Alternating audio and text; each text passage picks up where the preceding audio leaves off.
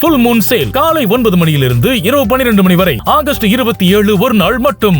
நாங்களும் பொறுமையா ஒரு வாரம் 10 நாளா பார்த்துக்கிட்டே தான் இருக்கிறோம். மானிய கோரிக்கையை தவிர மத்த எல்லா நிகழ்ச்சியும் இங்க நடக்குதுங்க. ஓகே, உங்க கருத்து சொல்லுங்க, ஒரு 5 நிமிஷம் சொல்லலாம், ஆளுங்கட்சியோ எதிர்கட்சியோ. ஆனா டெய்லி 6:30 மணி வரைக்கும் போவதற்கான ரீசன் ஆளாளுக்கு ஒருத்தர் மேல குறை சொல்லிக்கிட்டே தான் இருக்கிறமே ஒழிய, சண்டை போட்டுக்கிட்டே தான் இருக்கிறவங்களே ஒழிய, இதனால தமிழ்நாட்டுக்கோ மக்களுக்கோ இதனால என்ன பலன் என்ற கேள்வியை இங்க நான் கேட்கிறேன். எல்லாருமே அவைத்தலைவர் அவர்களே, நைட் அண்ட் டே எக்ஸாமுக்கு கூட இப்படி யாரும் ப்ரிப்பேர் பண்ணி இருக்க மாட்டாங்க.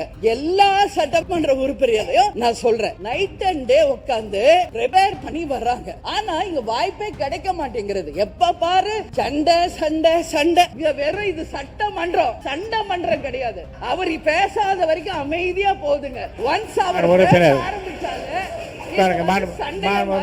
பேசியது போதுமா? செஞ்சு நீங்க அனுமதி தராதீங்க. பேரவை தலைவர் அவர்களே, சட்டமன்ற உறுப்பினர்களே, அமைச்சர் பெருமக்களே, அனைவருக்கும் முதல்கண் பணிவான வணக்கங்களை நான் தெரிவித்துக் கொள்கிறேன். 2 நாட்களாக கேப்டனுடைய பிறந்த நாளுக்கு வாழ்த்து தெரிவித்த முதலமைச்சர் விஜய் அவர்களுக்கும், எதிர்கட்சி தலைவர் உதயநிதி அவர்களுக்கும், அதே போல திமுகவின் தலைவர் அண்ணன் ஸ்டாலின் அவர்களுக்கும், அதிமுகவின் பொதுச் செயலாளர் அண்ணன் எடப்பாடி பழனிசாமி அவர்களுக்கும், அதே போல மருத்துவத்துறையினுடைய அமைச்சர் அருண்ராஜ் அவர்களுக்கும், யாரெல்லாம் கேப்டனுக்கு வாழ்த்து சொன்னீங்களோ அனைவருக்கும் என் பணிவான வணக்கங்களை தெரிவித்துக் கொள்கிறேன். இன்றைக்கு நாம பேசுறது மானிய கோரிக்கை. அவைத்தலைவரே, உங்களை கெஞ்சி கேட்டுக்கிறேன், நாங்களும் பொறுமையா ஒரு வாரம் 10 நாளா பார்த்துக்கிட்டே தான் இருக்கிறோம். மானிய கோரிக்கையை தவிர மத்த எல்லா நிகழ்ச்சியும் இங்க நடக்குதுங்க. பொதுவா நான் சொல்றேங்க, நான் ஆளுங்கட்சி எதிர்கட்சி எல்லாம் கிடையாது. நாங்க ஒரு பொதுவான ஒரு சட்டமன்ற உறுப்பினராக இங்க நான் பேசுகிறேன். இங்க மக்களுக்காக பேசுறதுக்கு தான் இந்த சட்டசபை. ஓகே, உங்க கருத்து சொல்லுங்க, ஒரு 5 நிமிஷம் சொல்லலாம், ஆளுங்கட்சியோ எதிர்கட்சியோ. ஆனா டெய்லி 6:30 மணி வரைக்கும் போவதற்கான ரீசன் ஆளாளுக்கு ஒருத்தர் மேல குறை சொல்லிக்கிட்டே தான் இருக்கிறமே ஒழிய, சண்டை போட்டுக்கிட்டே தான் இருக்கிறவங்களே ஒழிய, இதனால தமிழ்நாட்டுக்கோ மக்களுக்கோ இதனால என்ன பலன் என்ற கேள்வியை இங்க நான் கேட்கிறேன். ஆளும் கட்சியை தேர்ந்தவர்கள், இதுவரைக்கும் ஆட்சி செய்தவர்கள் எல்லாரும் சிறப்பாக தான் ஆட்சி செஞ்சிருக்காங்க. இதுவரைக்கும் யாருமே இங்க குறை சொல்ல முடியாது. எந்த ஆட்சியா இருக்கட்டும், அவங்க காலகட்டத்திற்கு தமிழ்நாட்டுக்கும் தமிழக மக்களுக்கும் அவங்க நல்லதுதான் பண்ணியிருக்காங்க. இன்னைக்கு உங்களுக்கு வாய்ப்பு கிடைச்சிருக்கிறது. உங்கள் ஆட்சியை மக்களுக்கும் இந்த நாட்டுக்கும் நல்லது செய்வதற்கு நீங்கள் எல்லா முயற்சி எடுங்கள். அதற்கு மக்களும் சரி, எல்லாரும் துணை நிற்போம் என்றுதான் சொல்றோம்.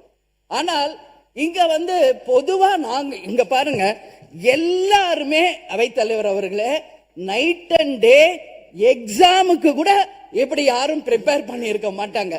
எல்லா சட்டமன்ற உறுப்பினர்களையும் நான் சொல்றேன், நைட் அண்ட் டே உட்கார்ந்து ப்ரிப்பேர் பண்ணி வர்றாங்க.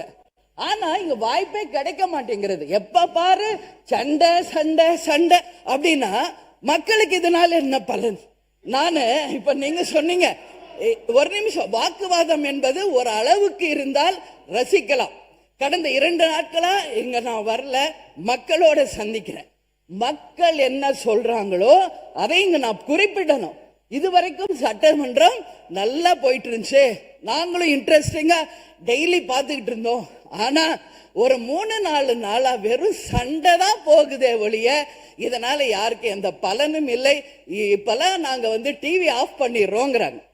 ஏன் இதுன்னு சொல்றேன்னா, இங்க மக்களுக்காக பேசணும், மக்களுக்கு நல்லது நடக்கிறதுக்கு தான் இந்த சட்டசபை என்பதை தயவு செஞ்சு எல்லாரும் புரிஞ்சுக்கணும்.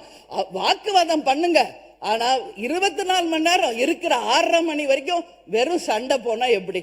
நானும் பாக்குறேன். முந்தானத்து 6 மணி கோரிக்கை, கடைசி வரைக்கும் 4 மணி வரைக்கும் 2 மானிய கோரிக்கை கூட நம்மளால பேச முடியல. அவை தலைவரே, இது ரொம்ப ரொம்ப மனசு கஷ்டமா இருக்கு. எல்லாருக்கும் நீங்க வாய்ப்பு கொடுங்க. பேசினவங்களே தான் பேசுறாங்க, சண்டை போட்டவங்களே தான் சண்டை போட்டுக்கிட்டு இருக்காங்க. அப்புறம் அப்ப எல்லாரும் அவங்கவுங்க வேலையை விட்டுட்டு எல்லாரும் அவங்க வேலையை விட்டுட்டு எக்ஸாமுக்கு ப்ரிப்பேர் பண்ற மாதிரி 3 மணி 4 மணி வரைக்கும் ப்ரிப்பேர் பண்ணிட்டீங்க வந்து உட்கார்ந்து கடைசி வரைக்கும் மக்களை பத்தி பேசவே முடியல. வேடிக்கை பார்த்துட்டு சண்டையை பார்த்துட்டு போறதுக்கு அதனாலதான் உங்களுக்கு நீங்க அனுமதி அளிச்சேன். அதனாலதான் உங்களுக்கு அனுமதி அளிச்சேன். உறுப்பினர் முருகன் நீங்க தொடர்ந்து பேச முடியும். ராஜா உறுப்பினர் ராஜா நீங்க பேச முடியும்.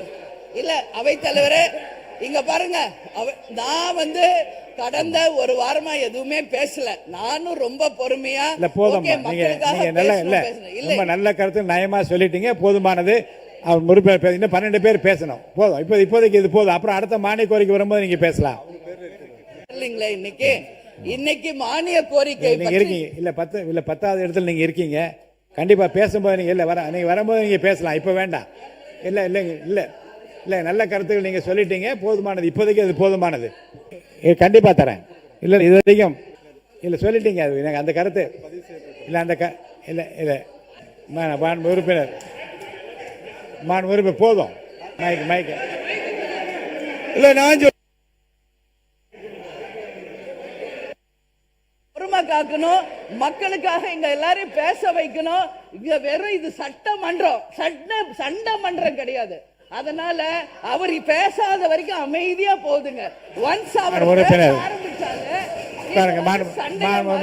பேசியது போதுமா? தயவு செஞ்சு நீங்க அனுமதி தராதீங்க. எல்லா உறுப்பினருக்கும் வாய்ப்பு தாருங்கள் என்று கேட்டுக்கொண்டு அமர்கிறேன். எல்லாருக்கும் சம வாய்ப்பு.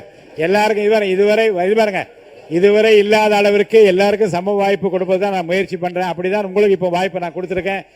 பதில் உரையில் நீங்க பாருங்க, நீங்க வந்து இந்த பட்டியலில் உங்க பேர் இருந்தும் கூட நீங்க பேச விரும்பிய காரணம் இதை அனுமதித்திருக்கிறேன். நல்ல கருத்தை சொன்னீர்கள். பேரத்தலைவர்களே, தமிழ்நாட்டிலிருந்து ஆன்மீக சுற்றுலாவாக நேபாளம், தமிழ்நாட்டை சேர்ந்த தஞ்சை, மயிலாடுதுறை, கடலூர் போன்ற பல்வேறு மாவட்டங்களிலிருந்து 57 பேர் 3 வாகனமாக நேபாளத்தில் ஆன்மீக சுற்றுலா செய்துள்ளார்கள். அதில் நிலச்சரிவு ஏற்பட்டு பனிப்பொழிவால் திடீர்னு வெள்ளம் ஏற்பட்டனால் 57 பேரும் அதில் 20 பேர் பத்திரமாக மீட்டு ஆயுதப்படை காவல் நிலையத்தில் இருக்கப்பட்டதாக தகவல் சொல்லப்படுகிறது. மீதி 37 பேரோட நிலைமை என்ன என்றதை கவலைக்கிடமாக இருக்கிற குடும்பத்துக்கு தமிழக அரசு ஒரு குழு அமைத்து அவங்களை காப்பாற்றி இந்த 57 குடும்பத்துக்கும் தமிழக அரசு பாதுகாக்க வேண்டும், அவங்களுக்கு ஆறுதலாக இருக்க வேண்டும். உடனடியாக தமிழக அரசு நடவடிக்கை எடுக்கணும். அதே போல இந்த மாதிரி விஷயத்துக்கு காரணம் என்னன்னா, இன்னைக்கு இருக்கிற சுற்றுச்சூழல் தான் காரணம். ஆகவே காலநிலை மாற்றத்தை இதனால தான் திடீர்னு ஏற்படுது இந்த மாதிரி விஷயம்லாம். ஆகவே மாண்புமிகு இந்த 57 பேரில் 20 பேர் பத்திரமாக இருப்பதாக சொல்றாங்க. 37 பேர் நிலைமை என்ன என்றதை கூறி அவை கவனத்தை ஈர்த்து அமைகிறேன். நன்றி, வணக்கம். மாண்புமிகு ஆர் செல்லசுவாமி அவர். நேபாளத்திலே ஆன்மீக சுற்றுலா பயணம் சென்ற தமிழகத்தைச் சேர்ந்த 57 பேர் சிக்கி பலர் வெள்ளத்திலே அடித்து சென்றதாகவும் 20 பேர் அங்கே பத்திரமாக இருப்பதாகவும் தகவல்கள் வந்து கொண்டிருக்கிறது. சொல்வதற்கு வேறொன்றுமில்லை. அவசரமாக இந்த அரசு என்பது ஒரு குழுவை அமைத்து நேபாளத்தில் சென்று மத்திய அரசோடு தொடர்பட்டு அவர்களை அனைவரையும் மீட்டு பத்திரமாக கொண்டு வர வேண்டும் என்று இந்த கவனத்தை இருக்கின்றேன். மாண்பு உறுப்பினர் மாரிமுத்து அவர்கள். மாண்பு டி ராமச்சந்திரன் அவர்கள். மாண்புமிகு பேரவை தலைவர் அவர்களே, நேற்றைக்கு 8:30 மணி நேரத்தில் நேபாள நாட்டில் ஏற்பட்ட வெள்ளப்பெருக்கு காரணமாக பனிப்பாறைகள் உருகி பெரிய அளவுக்கு அங்கே சாலைகள் அதே போல பாலங்கள்லாம் அடித்து செல்லப்பட்டிருக்கின்றன. தமிழ்நாட்டிலிருந்து 57 பேர் ஆன்மீக சுற்றுலா சென்றவர்களில் 20 பேர் இதுவரைக்கு மீட்கப்பட்டுள்ளார். இன்னும் மீதமுள்ள 37 பேருடைய நிலைமை என்ன என்பது இதுவரை எந்த தகவலும் கிடைக்கவில்லை. நம்முடைய அரசின் சார்பாக டெல்லியில் உள்ள தமிழக இல்லத்தில் மீட்பு குழு அமைத்து அந்த விவரங்களை சேகரித்து உடனடியாக பாதிக்கப்பட்ட குடும்பங்களுக்கு அந்த விவரங்களை தெரிவிக்கப்பட வேண்டும். அதே போல ஒன்றிய அரசோடு இணைந்து நேபாள தூதரத்தோடு இணைந்து மீதமுள்ள 37 பேரையும் பத்திரமாக மீட்டு தமிழகத்துக்கு கொண்டு வர வேண்டும் என்று அரசின் கவனத்தை இந்திய கம்யூனிஸ்ட் கட்சியின் சார்பாக இருக்கிறேன். மாண்பு உறுப்பினர் தாரகை தத்பட் அவர்கள். மாண்புமிகு பேரவைத் தலைவர் அவர்களே, இந்தியாவையே உலுக்கிய ஒரு மிகப்பெரிய ஒரு சம்பவமான நேபாளில் ஆன்மீக சுற்றுலா சென்ற நம்மளுடைய சுற்றுலா பயணிகள் 57 பேரை காணவில்லை என்பது உண்மையிலேயே பதைப்பதைக்கக்கூடிய ஒரு விஷயமாக இருக்கிறது. அதுவும் தமிழ்நாட்டிலிருந்து தஞ்சாவூர், மயிலாடுதுறை போன்ற இடங்களிலிருந்து காணவில்லை என்ற தகவல்கள் வருகிறது. உடனடியாக இந்த அரசாங்கம் உண்மையிலேயே தமிழக அரசு நிறைய அதுக்கான நடவடிக்கைகள் எடுத்ததாகவே சொல்லி நம்முடைய அமைச்சர் அவர்கள் வாயிலாக தெரிந்து கொண்டேன். போர்க்கால அடிப்படையில் உடனடியாக ஒரு ஹெலிகாப்டரை அங்கே அனுப்பி நம்மளுடைய தமிழகத்தில் சுற்றுலா சென்ற அவர்களை உடனடியாக மீட்க வேண்டும் என்று காங்கிரஸ் பேரியக்கத்தின் வாயிலாக நான் கேட்டுக்கொள்கிறேன். அதே போன்று ஒரு சின்ன ஒரு சஜஷன் இதில் சொல்லலாம் அப்படின்னு நினைக்கிறேன். ஏன்னா ஃபோர்காஸ்ட் வந்து நமக்கு இப்போ காலநிலை மாற்றம் வந்து எப்பவுமே வந்துட்டு இருக்கு.